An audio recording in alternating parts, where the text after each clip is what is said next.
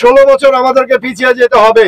আমরা আওয়ামী লীগের সাথে যে শক্তি দেখাইতে পারি নাই, 5 আগস্ট সেই শক্তি দেখাইছি। আমি আমার বন্ধুদের রাজনীতিবিদদের বলতে আছি, আমরা এক নেতা আরেক নেতার উপর যেন শক্তি প্রয়োগ না করি। বন্ধুরা, একজন নেতার ভোটের যে মূল্য, ওই রাস্তায় যে ঘুমায় তার ভোটেরও ওই একই মূল্য।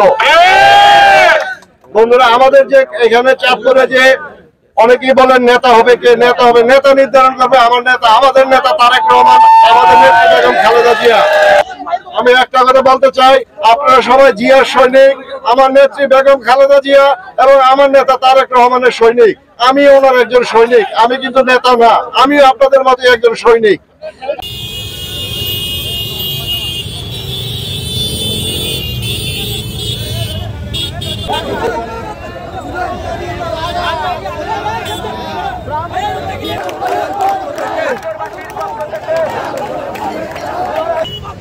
লাল গোলাপ শুভেচ্ছা, লাল গোলাপ শুভেচ্ছা।